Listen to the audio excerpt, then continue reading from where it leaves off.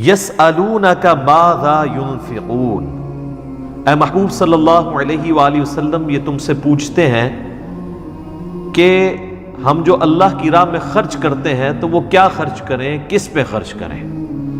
جب یہ سوال پوچھیں تو فرماؤ قل ما انفقتم من خیر، آپ فرما دیجئے کہ جو کچھ تم خرچ کرو گے اپنے مال سے تو اس کے مستحق ہیں فللوالدین والاقربین والیتامى والمساکین وابن السبیل، اس مال کے جو مستحق ہیں تو سب سے پہلے تمہارے ماں باپ، اس کے بعد تمہارے قریبی رشتہ دار، اور اس کے بعد یتیم اور مسکین اور مسافر۔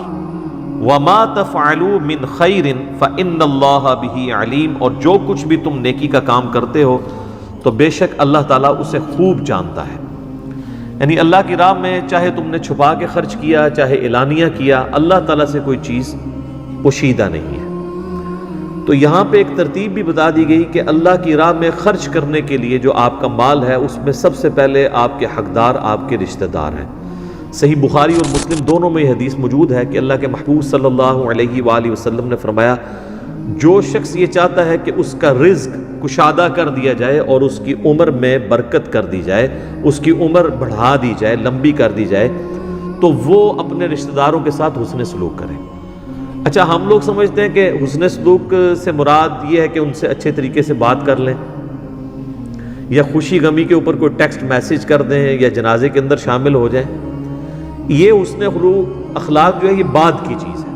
اصل میں جو حسن اخلاق ہے وہ یہ ہے میرے بھائی کہ ان کے اوپر مال خرچ کیا جائے، اور یہ سب سے بڑا مشکل کام ہے۔ آپ دیکھیں کہ غیروں کو کھلانا آسان ہو جاتا ہے، کئی لوگ ہیں جو غیروں کو، عام غریبوں کو، مسکینوں کے اوپر لاکھوں روپے خرچ کر دیتے ہیں، اور ان کا کوئی قریبی رشتہ دار، کوئی بھتیجا، بھانجا، یا اس کی بہن بیوہ ہوگی، یا اس کا بھائی فوت ہو چکا ہے اور اس کے یتیم بچے ہیں، ان کے اوپر مال خرچ کرنا مشکل ہو جاتا ہے اور جیلسی فیکٹر آ جاتا ہے۔ اسی لیے اللہ تعالیٰ نے ایمفیسائز کیا ہے کہ جہاں پہ جیلسی فیکٹر کا اندیشہ تھا اور یہ خطرہ تھا کہ لوگ اللہ کی راہ میں خرچ نہیں کریں گے، اس کے اوپر پہلے ایمفیسائز کیا ہے کہ آپ سے پوچھتے ہیں نا کہ یہ مال اللہ کی راہ میں خرچ کرنا ہے تو کہاں پر خرچ کریں، تو پہلے حقدار تمہارے ماں باپ ہیں۔ بخاری اور مسلم دونوں میں حدیث ہے، ایک صحابی نے پوچھا کہ اللہ کے محبوب صلی اللہ علیہ وآلہ وسلم میرے حسن اخلاق کا اس دنیا میں سب سے زیادہ حقدار کون ہے؟ تو آپ نے فرمایا تیری ماں۔ اس نے پھر دوبارہ سوال کیا تو آپ علیہ السلام فرمایا تیری ماں۔ تیسری بار پوچھا، فرمایا تیری ماں۔ چوتھی بار پوچھا تو فرمایا تیرا باپ۔ یعنی پہلے تین حق جو ہیں وہ ہیں ماں کے، اس کے بعد باپ کا، اور پھر باقی رشتہ دار۔ اچھا، اکثر لوگ پوچھتے ہیں یہ زکوٰۃ دینی ہے تو ہم اپنے بہن بھائیوں کو دے سکتے ہیں؟ بھائی سب سے زیادہ حقدار ہی بہن بھائی ہیں زکوٰۃ کے، ان کو سب سے پہلے دیں۔ اور اس کے بعد کہا گیا قریبی رشتہ دار۔ قریبی رشتہ دار ماں باپ کے بعد قریبی رشتہ دار کون سے آتے ہیں؟ بہن بھائی، بھتیجے، بھانجے، یہ لوگ قریبی رشتہ دار ہیں۔ اور اس کے بعد کہا گیا کہ یتیم، ظاہر ہے کہ یتیم کا تو کوئی والی نہیں ہے، کوئی ان کا سرپرست نہیں ہے کہ ان کے اوپر مال خرچ کرے، تو ان کی تو امپورٹنس ہے۔ اور مساکین، یعنی ایسے غریب لوگ جو کسی کے سامنے ہاتھ پھیلاتے ہوئے بھی ڈرتے ہیں لیکن اپنی شکلوں سے پہچانے جاتے ہیں کہ غریب مسکین لوگ ہیں، ان کے اوپر بھی خرچ کرو۔ اور مسافروں کے اوپر، مسافروں والا معاملہ اس وقت آلموسٹ ایبسلیٹ ہو چکا ہے، کبھی کبھار ضرورت پڑتی ہے، لیکن اگلے زمانوں میں تو سفر ایک بہت بڑا ایک آزمائش کا ذریعہ تھا۔ ایون جو لوگ حج عمرے کے لیے بھی جاتے تھے تو کئی مہینے پہلے نکلتے تھے۔ ہمارے سب کانٹیننٹ سے حج عمرے کی جو ایکٹیویٹی تھی وہ آلموسٹ 4 مہینے کا پیدل سفر تھا، اور جو لوگ بحری جہاز میں بھی سفر کرتے تھے تو سیدھے 2 ہفتے تو بحری جہاز کے ہیں، بندرگاہ سے لے کے وہاں تک، لیکن پھر وہاں جدے سے مکے تک 2 دن اور 1 رات کا سفر ہوتا تھا اونٹ کے اوپر، اور یہاں سے بھی جن لوگوں نے پہنچنا ہوتا تھا بندرگاہ تک، اگر پیدل چلتے تھے تو کئی دن۔ یہ تو آپ سمجھیں کہ آلموسٹ 1930-40 کے قریب ہمارے سب کانٹیننٹ میں یہ ٹرینز شروع ہوئی ہیں، اور اس وقت وہ کوئلے والا انجن شروع ہوا ہے، تو لوگ پھر ٹرین میں کراچی تک جاتے تھے، کراچی سے پھر جو ہے وہ بحری جہاز چلا کرتا تھا۔ ہم نے بھی اپنی ہوش میں دیکھا ہے ایون 80s تک اور ارلی 90s تک بحری جہاز پہ لوگ جاتے رہے کیونکہ اس کا ٹکٹ ہوائی جہاز سے آدھا ہوتا تھا. بلکہ پہلا بحری جہاز جب جایا کرتا تھا تو اس وقت کا جو پریزیڈنٹ یا پرائم منسٹر وہ سی آف کرنے کے لیے یہ ایک ایکٹیویٹی ہوتی تھی ان کی. وہ پاکستان کا وہ جو بحری جہاز اس کا نام سفینہ رکھا ہوا تھا انہوں نے. تو وہ جو 2 ہفتے کا سفر ہے وہ بھی سی سکنس کے ساتھ ہوتا تھا. لوگوں کو الٹیاں اور یہ وامٹنگ والا سلسلہ ان کے ساتھ ہوتا تھا, اور پھر خوف الگ سے. یہ تو اللہ کا شکر ہے کہ یہ بوئنگ اور ایئر بس جہازوں کی فلائٹس جب عام ہوئی ہیں تو اس کی وجہ سے لوگوں کے لیے حج عمرہ آسان ہوا ہے. بوئنگ 747 کی جو پہلی فلائٹ ہے وہ 1972 میں حج کے لیے شروع ہوئی ہے. آپ ذرا اسٹیٹسٹیکل ڈیٹا اٹھا کے دیکھیں کہ 1972 سے پہلے جتنے لوگ حج کرتے تھے نا, 1972 کے بعد چند سالوں میں اس سے ڈبل لوگ حج اور عمرے پہ جانا شروع ہو گئے, اور اس سے بعد چند سالوں کے بعد 3 گنا 4 گنا, اب تو خیر 10-20 گنا ہو چکے ہیں. یہ اصل میں جو برکت ہے وہ ہوائی جہاز کی ہے. آج آپ ایئر فلائٹس بند کر دیں, یہ حج عمرے کے اوپر جو لاکھوں لوگ آپ کو جاتے نظر آ رہے ہیں نا, سیٹھ ہر سال وہ عمرے میں اعتکاف بیٹھنے کے لیے گئے ہوتے ہیں, تو میرے بھائی 4 مہینے اپنا کاروبار بند کر کے کون حج اور عمرے پہ جائے گا؟ اور اس میں بھی گوروں کو آپ دعائیں دیں, اللہ تعالیٰ جن لوگوں نے یہ محنت کی ہے اس کے بدلے ان کو ایمان کی دولت عطا فرمائے. یہ بڑی نیکی کر دی ہے. کہاں پہ 4 مہینے کا سفر سب کانٹیننٹ سے, اور کہاں پہ ایگزیکٹ 4 گھنٹے میں آپ اسلام آباد سے جدے 4 گھنٹے کے اندر اتر جاتے ہیں, آپ کو پتہ بھی نہیں چلتا. اگر پیچھے کی تھکاوٹ ہے تو آپ 4 گھنٹے سوتے ہیں تو اچانک اناؤنسمنٹ ہوتی ہے کہ جی اتر جائیں, اور وہ ایئر کنڈیشن ماحول, کھانا بھی آپ کے سامنے پیش کیا جا رہا ہے. اب ذرا آپ ان 4 مہینوں کو امیجن کریں جس میں آپ کو جنگلوں کا سفر کرنا ہے, وہاں پہ آپ کو راستے سے قافلے لوٹنے کا اندیشہ ہے, جنگلی جانوروں کا اندیشہ ہے, راتیں 4 مہینے میں کتنی آنی ہیں. ایک رات گھر سے باہر گزارنا مشکل ہو جاتی ہے, اور جنگلوں میں اگر آپ کو 4 مہینے کی راتیں روزانہ رات گزارنا ایک ایکٹیویٹی ہوتی تھی. لوگ رات کے وقت الاؤ یعنی یہ بڑی بڑی آگ جلایا کرتے تھے کہ بھئی جنگلی جانور نہ حملہ کر دیں, اور کچھ لوگ رات کے وقت پہرا کر دیا کرتے تھے. آپ امیجن نہیں کر سکتے, وہ زندگی میں وہ ایک حج کرنا بھی مشکل ہے. یہ آج کل جو حج جو ہے وہ مذاق بنا ہوا ہے. آلموسٹ آپ دیکھ لیں ہر سال لوگ حج عمرے پہ گئے ہوتے ہیں. تو یہ ایئر فلائٹس کی برکتیں, ادروائز تو یہ آلموسٹ بڑا مشکل کام تھا. اس وقت انسان کو یہ قدر آتی ہے کہ واقعی یار یہ اسلام کا 5واں فرض ہے. ابھی تو فیل ہی نہیں ہوتا, لوگ اسے ایک پکنک کے طور پہ لے رہے ہوتے ہیں, اور یار حج بھی کرنا ہے, کر لیں گے آپ پہ انشاءاللہ.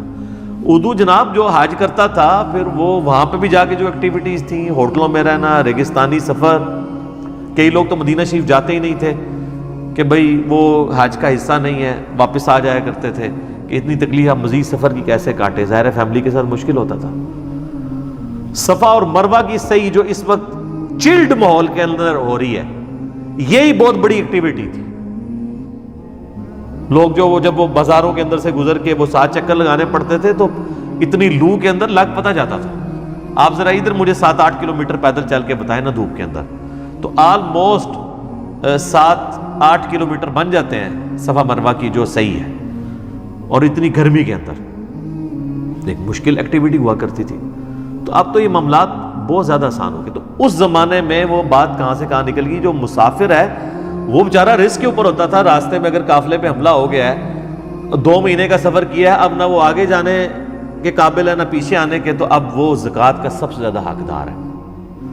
آپ یہ دیکھ لیں سرائے, یہ ہمارا جو یہ سرائے لمگیر ہے, یہ سرائے ہوا کرتی تھی مسافروں کی کسی زمانے کے اندر. لوگ رکتے تھے, رات کو کسی کی جیب کٹ گئی ہے, اب وہ بیچارہ واپس نہیں جا سکتا. آج کا دور نہیں ہے کہ وہ ایزی پیسہ یا ایزی لوڈ کروا لے یا پیسے منگوا لے. بڑی مشکل ہوتی تھی مسافر کے لیے زندگی. تو پھر قرآن پاک میں اس لیے ایمفسائز کیا گیا کہ زکوٰۃ کا بھی حقدار مسافر بھی ایک اس کیٹیگری میں فال کرتا ہے. اگر وہ مسافر ہے, اچھا مسافر چاہے غریب ہے یا امیر ہے, وہ زکوٰۃ کا حقدار ہے. چونکہ غریب الوطنی میں پیسہ نہیں منگوا سکتا, اس میں زکوٰۃ بھی لگ جائے گی چاہے وہ ارب پتی بندہ ہے. اور پھر یہ بھی اس زمانے میں ممکن نہیں تھا کہ آپ 2 مہینے کا سفر کہیں کر کے گئے ہوئے اور وہاں پہ آپ کسی کو کہیں کہ میں واپس جب جاؤں گا تو تمہیں پیسے بھجوا دوں گا. یہ تو آج کل منی آرڈر اور یہ ایزی پیسہ اور یہ سارے ایشوز جو ہے نا وہ آن لائن سسٹم شروع ہوا ہے کہ جناب آپ ادھر فون کرتے ہیں اور کہتے ہیں جی اتنے دکان تے کھلو جا, میں انہیں بھیجن لگوں پیسے, اور ساتھ ہی معاشراتی کارڈ دے کے آپ پیسے نکلوا لیتے ہیں. یہ تو بڑا مبارک دور ہے. اس زمانے میں ایشو تھا. آج بھی آپ نے کئی دفعہ مسجدوں کے اندر لوگوں کو دیکھا ہوگا کہ وہ کہتے ہیں جی ہماری جیب کٹ گئی ہے تو ہم نے فلاں جگہ سے آئے تھے. اکثر تو زیادہ فراڈی ہی ہوتے ہیں, لیکن بیچ میں جینوئن کیسز بھی ہوتے ہیں. تو اس کا میں نے کئی دفعہ حل بتایا کہ اس کا حل یہ ہے کہ اگر آپ نے اس طرح کے لوگوں کو اکاموڈیٹ کرنا ہے، ان کے ہاتھ میں پیسے نہ دیں، کیونکہ وہ آپ کی مسجد سے نکل کے ایک اور مسجد میں جا کے کرایہ لیں گے، پھر بازار میں بھی کھڑے ہو کے لوگوں سے کرایہ مانگیں گے. اور اس سے بڑا یہ کہ آج کل تو ایک نیا ورژن آ گیا جس میں ایک چھوٹا سا بچہ ایک عورت نے اٹھایا ہوتا ہے، اس کا خامند بھی ساتھ ہوتا ہے تاکہ ایکسپلائٹ کریں آپ کو.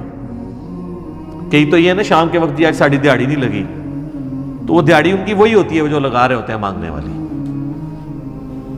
تو ایسے مسافروں کا حال یہ ہے کہ آپ ان کو گاڑی کے اندر بٹھا کے آئیں اور کرایہ کنڈکٹر کے ہاتھ میں دیں، اور اس کو یہ کہیں کہ اگر یہ تم سے کرایہ واپس مانگ کے قریبی کسی سٹاپ پہ اترنے لگے تو کرایہ تیرا، اس کو نہیں دینا، تبھی انشور ہوگا نا، ورنہ تو وہ اتر ہی جائے گا. پھر کنڈکٹر کو جب یہ انسینٹیو ملے گا تو پھر وہ لے کے بتائے ذرا کنڈکٹر سے کرایہ، تو چلو ایک غریب سے دوسرے غریب کی جیب میں چلا جائے گا، لیکن کم از کم اس فراڈیے سے تو آپ بچ جائیں گے نا. تو آپ اس طرح کریں تو کئی غریب جو ہیں ویسے ہی غائب ہو جائیں گے. کئی لوگ آ کہتے ہیں جناب روٹی نہیں کھا دیجیے صبح دی، پیسے دو کچھ، تو ان کو آپ روٹی کھلا دیا کریں، تو آپ دیکھیں آدھے لوگ غائب ہو جائیں گے. یہ کئی کہتے ہیں نا مزدوری نہیں ملی تو عثمان بھائی کے پاس بھیج دو، ان کے لیے مزدوری کی ارینجمنٹ کر دیں گے. جیسے کہیں گے نا تیرے لیے ارینجمنٹ کرتے ہیں، تو وہ کسی اور کے پاس چلے جائیں گے. وہ ان کو کبھی مزدوری کی عادت بھی نہیں پڑی ہوئی ہوتی، وہ صرف آپ کی نظروں میں ایک مظلوم کے طور پہ اپنے آپ کو پیش کر رہے ہوتے ہیں. تو اللہ تعالیٰ ہمارا جو کچھ بھی اللہ کی راہ میں خرچ کرو گے اللہ تعالیٰ کے علم میں ہے. اس میں وہ حدیث بھی یاد کر لیں جو بخاری اور مسلم دونوں میں ہے. نبی علیہ السلام نے فرمایا کہ انسان کہتا ہے میرا مال میرا مال میرا مال، پھر آپ نے وہ پوری سورت تلاوت کی، الہاکم التکاثر حتی زرتم المقابر، تمہیں مال کی کثرت نے ہلاک کر دیا یہاں تک کہ تم نے قبروں کا منہ جا دیکھا، یعنی قبر تک تمہارا مسئلہ حل نہیں ہوتا. حضور نے یہ پوری سورت تلاوت کی، پھر کہا تم کہتے ہو میرا مال میرا مال میرا مال. او بھائی تیرا مال تو وہ ہے جو تو نے کھا لیا یا پہن کر بوسیدہ کر لیا یا اللہ کی راہ میں خرچ کر کے آخرت کے لیے محفوظ کر لیا. تین مال ہیں آپ کے، ویسے تین میں سے بھی ایک ہی ہے. جو کھا پی لیتا ہے بندہ بعد میں تو یاد ہی نہیں رہتا، جو پہن کے بوسیدہ کر لیتا ہے وہ تو یاد ہی نہیں رہتا. جو اللہ کے ڈیوائن بینک میں اللہ کی راہ میں خرچ کر کے جمع کروایا وہ تیرا مال ہے، باقی تو تیرے رشتہ داروں کا مال ہے. اور بخاری اور مسلم میں ایک اور حدیث ہے، آپ صلی اللہ علیہ وآلہ وسلم نے فرمایا کہ ابن آدم کے پاس اگر سونے کی 2 وادیاں ہوں نا تو یہ تمنا کرے گا کہ تیسری وادی بھی مجھے سونے کی مل جائے، اس کا پیٹ صرف قبر کی مٹی بھر سکتی ہے. اور ایک اور حدیث ہے بخاری اور مسلم میں، آپ صلی اللہ علیہ وآلہ وسلم نے فرمایا کہ انسان کے 3 دوست ہیں، 2 جو ہیں نا وہ باہر ہی رہ جاتے ہیں اور ایک قبر میں اس کے ساتھ جاتا ہے. اس کا مال اور رشتہ دار یہ باہر ہی رہ جاتے ہیں، اور قبر میں ساتھ اس کے اعمال جاتے ہیں، جو اس نے نیک اعمال کیے ہوتے ہیں وہ قبر میں اس کے ساتھ جاتے ہیں. تو یہ وہاں پہ بھی مال کا ذکر ہے کہ مال یہیں پہ رہ جانا ہے. تو یہ مال جو لوگ اللہ کی راہ میں خرچ کرتے ہیں نا جی، میں نے دیکھا جی مال خرچ کرنے سے بڑھتا ہی ہے، کم نہیں ہوتا. اور اللہ کی راہ میں خرچ کرنا وہ تو آپ نے کام کیا ہی نہیں ہے. آخرت میں تو ایک نیکی لینی پڑ جائے تو انسان کی بیوی بچے ماں باپ دینے کے لیے تیار نہیں ہوں گے، اور وہاں اگر آپ کے مال کے ذریعے آپ اللہ کی راہ میں خیرات کرتے ہیں. میں اکثر کہتا ہوں کہ دنیا میں سب سے آسان طریقہ جنت کمانے کا نا مال خرچ کرنا ہے. نہ آپ کی اس کے لیے آپ کو وضو اور غسل کرنا پڑے گا، نہ اس کے لیے کوئی ایفرٹ پٹ کرنی پڑے گی. جو مالدار لوگ ہیں پیسہ تو ان کا نکل ہی رہا ہوتا ہے ویسے ہی، صرف ایک نیت کرنی ہے کہ آپ خالص اللہ کے لیے کر رہے ہیں بس. باقی نماز میں تو فل کنسنٹریشن چاہیے، خوشو خضو چاہیے، وہ ادھر نہیں چاہیے آپ کو، اور ایک ایفرٹ پٹ کرنی پڑے گی. اس میں تو بس آپ نے ایک فیصلہ کرنا ہے. جو اشفاق احمد صاحب کہا کرتے تھے نا کہ اس کے لیے صرف ایک فیصلے کی ضرورت ہے کہ کھٹا لینا ہے یا میٹھا. طلب سچی ہو اور پیاس جان لیوا ہو تو اللہ تعالیٰ انسان کو خود ہدایت کے راستے تک پہنچا دیتا ہے. تو یہ آپ نے اندر کی وہ کمٹمنٹ اللہ کے لیے شو کرنی ہے، تو یہ مال خرچ کر کے آپ سب سے زیادہ آسانی سے جنت کما سکتے ہیں. اور وہ جو بخاری اور مسلم میں حدیث ہے کہ 7 لوگوں کو اللہ کا سایہ نصیب ہوگا اس دن جب اللہ کے سائے کے سوا کوئی سایہ نہیں ہوگا. اس کی محدثین نے تعویل بھی کیا کہ اللہ کے سائے سے مراد اللہ کے عرش کا سایہ ہے. اس میں ایک شخص وہ بھی ہے کہ جو دائیں ہاتھ سے صدقہ کرے اور بائیں کو خبر نہ ہو. قرآن پاک میں سورۃ البقرہ میں ہم پچھلی آیات کے اندر پڑھ چکے ہیں نا کہ اللہ کی راہ کے اندر جو خرچ کرتے ہو نا اس کو لوگوں کو جتا کر اس مال کو ضائع مت کرو. پھر اللہ تعالیٰ نے اس کی مثال دی ہے کہ یہ تو اسی طریقے سے ہے جیسا کہ ایک چٹیل سا پتھر ہو اور اس کے اوپر مٹی پڑی ہوئی ہو اور تیز بارش آئے تو وہ بالکل دھل جائے گا نا. اس طرح تمہارے نام اعمال سے نیکیاں دھل جائیں گی, ختم ہو جائیں گی اگر تم نے ریاکاری کے لیے نیکی کی. پھر اللہ تعالیٰ نے ایک اور مثال دی کہ ذرا یہ اس کو کے اوپر تصور کرو کہ تم موت کے منہ میں پہنچ چکو, نزع کا عالم شروع ہو جائے, موت تمہاری قریب ہو اور تمہارے چھوٹے چھوٹے بچے ہوں اور تمہارے پاس ایک ہی باغ ہو جس کے ذریعے ان بچوں کا گزر بسر ہوتا ہو, تو تمہیں اپنی موت کے وقت اپنے بچوں کی کتنی ٹینشن ہوگی. جبکہ اچانک اسی حال میں ایک بگولا آئے آگ کا اور تمہارے اس باغ کو بھی جلا دے. موت بھی یاد ہم کی ہے, ایک سورس آف انکم تھا وہ بھی اس وقت میں ختم ہو گیا, تو اب تمہیں کتنی ٹینشن ہوگی کہ میرے مرنے کے بعد میرے بچوں کا کیا بنے گا. کتنی دردناک مثال اللہ نے دی ہے. اللہ نے فرمایا یہ مثال ہے کہ جو لوگ اللہ کی راہ میں خرچ کرتے ہیں اور ریاکاری کرتے ہیں, لوگوں پہ احسان جتاتے ہیں, جس طرح یہ بالکل ختم ہو گیا نا, ان کے لیے امید ہی ٹوٹ گئی, تو وہاں پہ بھی آپ اللہ تعالیٰ سے امید توڑ دو کہ کوئی تمہیں اجر نہیں ملے گا اگر تم نے ریاکاری کے لیے کیا اللہ کی راہ میں کوئی مال خرچ. یہ بڑا کریٹیکل ایشو ہے. مجھے حسن بصری کا قول یاد آیا, وہ فرمایا کرتے تھے کہ اگلے لوگ, اب حسن بصری اگر کہہ رہے ہیں کہ اگلے لوگ تو وہ کون ہوں گے؟ صحابہ, 70 صحابہ کی صحبت کی انہوں نے. اگلے لوگ اپنی نیکیوں کو اس طرح چھپایا کرتے تھے جس طرح تم اپنے گناہوں کو چھپاتے ہو. کوئی شخص نہیں چاہتا کہ اس کا گناہ لوگوں کے اوپر آشکار ہو, ایک جو نیکی کا لبادہ اوڑھا ہوا ہوتا ہے. بڑے سے بڑا بدماش بھی جو ہے نا وہ کسی نہ کسی ہلکے اثر میں نیک تصور کیا جا رہا ہوتا ہے, چاہے اپنے اولاد کے سامنے, گھر والوں کے سامنے, کہیں نہ کہیں اس نے لبادہ اوڑھا ہوا ہوتا ہے. تو اگلے لوگ اپنی نیکیوں کو اس طرح چھپایا کرتے تھے کہ کہیں پتہ نہ لگ جائے لوگوں کو, یہ تو ضائع ہو جائے گی. ویسے اگر آپ جنرلی دیکھیں, اگر آپ کو یہ واقعی ضائع ہوتی ہوئی ویڈیو نظر آ جائے, ایک بندے نے 1 لاکھ روپے خرچ کیا ہے اور اسے واٹس ایپ میسج آ جائے کہ یہ جو تو نے فلاں بندے کو بتایا تھا نا اور احسان جتایا تھا, تو یہ ویڈیو دیکھ لے, یہ تیرے نامہ مال سے ڈیلیٹ ہو چکا ہے, تو سر کیا حالت ہوگی. وہ کہے گا یار لاکھ روپیہ بھی گیا تو بیڑا ہی غرق ہو گیا میرا. لیکن چونکہ آخرت اللہ تعالیٰ نے پردے میں رکھی ہوئی ہے اس لیے انسان کو نظر نہیں آتی. تو نیکیاں بچانے کا طریقہ یہ ہے کہ آپ ان کو چھپائیں. ٹھیک ہے, وہ سفیان ثوری کے بارے میں آتا ہے, محدث تھے رحمہ اللہ تعالیٰ. وہ اپنے کسی جاننے والے کی طرف گئے تو اس نے بڑی خاطر تواضع کی, تو کھانا کھانے لگے نا تو کھانے میں نمک کم تھا, تو انہوں نے اپنے اس میزبان سے کہا کہ یار یہ تھوڑا سا نمک لے کے آؤ. تو اب اس نے اپنی بیوی کو نا پردے سے آواز دی کہ جب میں 3ری دفعہ حج کے لیے گیا تھا نا تو جو نمک لے کے آیا تھا نا حرمین سے وہ تھوڑا سا دو. تو سفیان ثوری نے فرمایا کہ تم نے ایک جملے میں 3 حج ضائع کر دیے. پہلے 2 بھی ضائع ہو گئے نا, 3ری دفعہ حج پہ گیا. اچھا ظاہر ہے کہ اس زمانے میں تو یہاں پہ لوگ دیکھ لیں نا آپ, لوگ کس طرح بتا رہے ہوتے ہیں جی, بلکہ ناموں کے ساتھ حاجی لگایا ہوتا ہے, اور کئی تو اللہ کے فضل سے حاجی ہے بھی نہیں ہے تو تب بھی لوگ ان کو حاجی صاحب کہتے ہیں. پھر بھی ان کو شرم نہیں آتی کہ یار میں یہ اپنے نام کے ساتھ نہ لگواؤں. نمازی تو انہوں کوئی اپنے ساتھ نہیں لگاتا, حاجی لوگ لگا رہے ہوتے ہیں. تو نیکیوں کو چھپانا یہ بہت ضروری ہے.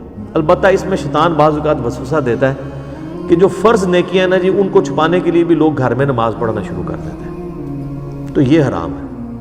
یا کوئی کہتا ہے کہ میں داڑھی اس لیے نہیں رکھتا کہ بس یہ لوگوں کو نظر آئے گی داڑھی میری اندر ہے. نہیں, جو نبی علیہ السلام نے نیکیاں اعلانیہ کی ہیں نا وہ آپ نے بھی اعلانیہ کرنی ہے, اور جو آپ نے چھپا کے کی ہیں یا ترغیب دلائی ہے وہی کرنی ہے. جو فرائض ہیں ان کے معاملے میں اسی طریقے سے ہے کہ آپ نے ان کو ایکسپوز کرنا ہے.